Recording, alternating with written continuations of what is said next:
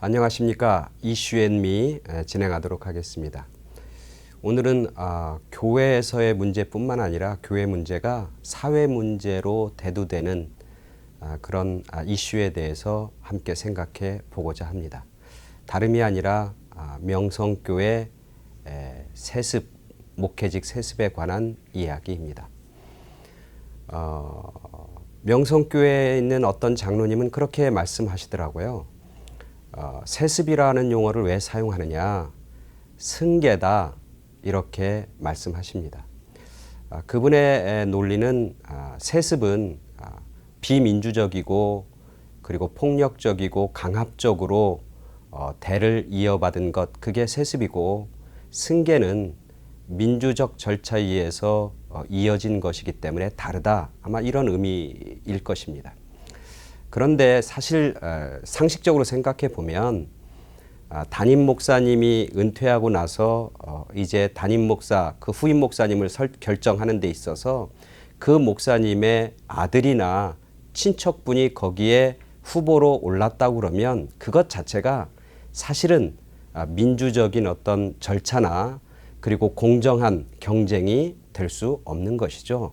그것은 결국은 승계라고 이야기하든 세습이라고 이야기하든 그것은 동일한 의미로 하나의 어떤 파워가 다음 세대로 그대로 이어지고 물려진다고 하는 동일한 의미를 가지고 있는 것이죠.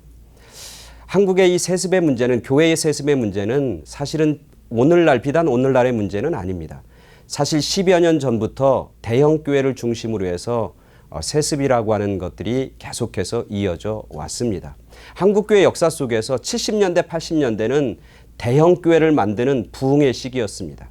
사실 그 전에 교회는 가난한 교회였습니다. 그 전에 교회는 힘이 없는, 즉 영적인 파워는 있었지만 세상적인 물질적인 힘은 없는 그런 조직이었던 것이죠. 그러나 70년대, 80년대 대부흥을 이끌면서 결국 교회들은 힘을 갖게 됩니다.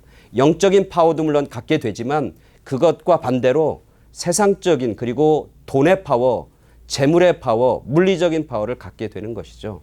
그러면서부터 이제는 자기들이 가지고 있는 힘, 자기들이 가지고 있는 기득권, 자기들이 가지고 있는 돈, 이것들을 결국 후배들에게 그리고 후손들에게 자연스럽게 물려주는 그런 승계의 일들이 일어나기 시작하는 것이죠. 그분들이 가지고 있는 생각 중에 두 가지의, 자기들의 승계가 정당하다고 하는 두 가지의 항변을 오늘 같이 한번 생각해 보고자 합니다. 자기의 직을 아들에게 물려줬던 한 목사님, 김 목사님은 이렇게 항변합니다. 삼성도 이건희에서 이재용으로 승계되고 물려줬는데 교회도 그렇게 아들에게 물려지는 것은 당연한 것 아닌가? 삼성이 물려줄 때는 사회에서 그냥 있더니 교회에서 물려줬을 때는 그것을 이슈화 삼고 문제 삼는 이유는 무엇인가? 그렇게 항변하고 있습니다. 사실 교회와 회사는 다릅니다. 회사는 베네핏, 이윤을 창출하는 집단입니다. 그래서 누가 이윤을 많이 창출해낼 수 있는가, 그걸 가지고 후계를 정하기도 하고 그리고 자기의 직을 물려주기도 하는 것이죠. 교회는 세상적 이윤을 창출하는 집단이 아닙니다. 교회는 사랑을 창조하는 집단이고 평화를 창조하는 집단이고 생명과 구원을 창조하는 집단인 것이죠. 즉 회사와 교회는 본질적인 목적이 다릅니다. 회사는 이윤 창출의 목적이 있지만 교회는 non-profit organization, 즉 세상적 이윤을 만들어내지 않는 집단이 바로 교회인 것이죠. 그 김 목사의 이야기를 통하면 교회는 세상의 조직, 즉 회사와 동일하다고 하는 겁니다. 즉 그가 가지고 있는 교회의 관점은 사랑과 생명과 구원을 창출해내는 집단이 아니라 돈과 이익과 이득을 창출해내는 집단으로 전락시키고 마는 것이, 즉 교회의 본질의 훼손인 겁니다. 그런 의식을 가지고 있으니까 자기가 가지고 있는 부, 자기가 가지고 있는 권력, 자기가 가지고 있는 기득권을 아들에게 물려주려고 하는 마음이 생기는 것, 그것은 자기가 가지고 있는 욕심과 욕망의 다른 표현이라고 할 수밖에 없는 것이죠.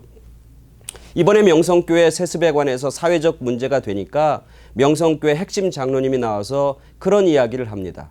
우리 교회에 와봐라. 우리 교회는 아무 문제가 없다. 우리 교회는 얼마나 고요하고 평안한지 모른다. 모든 교인들은 그 아들 김하나 목사가 목사직을 이어받는 거에 대해서 다 찬성하고 다 좋다. 우리 교회는 문제가 안 되는데 왜 사회에서 그렇게 문제 삼고 시끄러운지 모르겠다. 이렇게 항변합니다. 정말 말도 안 되는 이야기죠. 왜냐하면 교회는 사회와 분리될 수 없는 조직이 교회입니다. 예수님께서 너희들을 부르고 그리고 제자를 삼는 이유가 뭐냐면, 즉 교회를 세운 이유가 뭐냐면 너희들끼리 잘 살고 아무 문제 없게 살으라고 교회를 만든 조직이 아니라는 거죠. 교회는 세상의 소금이고 세상의 빛이 돼야 한다고 말씀하고 있는 것이죠. 즉 교회는 사회적인 책임이 있다고 하는 것이죠. 그래서 교회는 세상과 분리돼서 유리돼서 우리들만의 공동체가 아니라 세상을 향해서 말씀을 전하고 복음을 전하고 생명을 전하고 세상 속에서 구원의 역사를 감당하는 집단이 바로 교회라고 하는 것이죠. 근데 세상과 분리된, 세상과 상관없는 그런 우리들의 집단, 우리들의 모임으로 전락한다면 그것은 더 이상 예수의 교회, 하나님의 교회, 주님의 몸된 교회가 아닌 것이죠. 교회는 육체적이고 그리고 혈연적인 계승과 승계가 아니라 영적인 승계, 영적인 이어받음으로 나가야 되는 것이고, 그 영적인 이어받음이라고 하는 것은 교회의 본질을 붙잡는, 교회의 본질을 귀하게 여기는 그런 믿음의 결단과 고백들이 있어야 하는 것이죠. 이번에 명성교회 문제 속에서 더 큰 문제는 그 교회가 속해 있는 교단의 총회 재판국이 결국 이것은 승계가 아니다라고 하는 결정을 내렸다고 하는 것이죠. 왜냐하면 그 결정의 이유는 뭐냐면 전에 있던 목사님이 은퇴한 2년 후에 아들이 들어왔기 때문에 이것은 승계나 아니면 세습이라고 볼 수 없다라고 하는 거죠. 말도 안 되는 얘기죠. 삼척동자도 아는 얘기죠. 어떤 목사님 얘기도 그것은 길에 가는 개미도 아는 얘기다라고 하는데, 그러면 2년이 지난 다음에 아들이 물려받으면 승계가 아니고 승계고 세습이 승계가 아니고 세습이 아니다라고 하는 논리인데, 그러면 이제는 모든 한국 교회에 있는 교회들은 이제 세습하고 승계할 수 있는 길을 열어놓는 것이죠. 교회는, 믿음은 상식의 테두리 안에 갇혀 있지는 않습니다. 믿음은, 교회는 세상적인 가치 기준과 상식의 기준을 뛰어넘어야 하는 겁니다. 왜? 그래야 교회는 세상에 지도력과 선한 영향력을 미치기 때문에 그렇죠. 상식 이하의 수준으로 어떤 일을 바라보고 어떤 일을 결정하는 것은 교회의 선한 영향력을 파괴하는 것이고 교회의 힘을 약화시키는 것이죠. 이 세습과 승계의 문제, 그리고 그것을 바라보는 교회 안에서의 시각, 목회자들의 시각, 그리고 교단에서의 결정들은 사회적인 가치보다 훨씬 더 떨어지는, 사회적 상식보다 그 이하에 있는 그런 일들이고 그런 결정이라고 하는 것이죠. 이것은 한 교회의 문제, 한 목사직을 승계하고 않고의 문제가 아니라 전체 한국교회가 이 사건을 통해서 사회로부터 결국 손가락질 받고 비난받는, 교회가 교회로서의 영향력을 감소하게 만들, 갖지 못하게 만드는 결정적인 이유인 것이죠.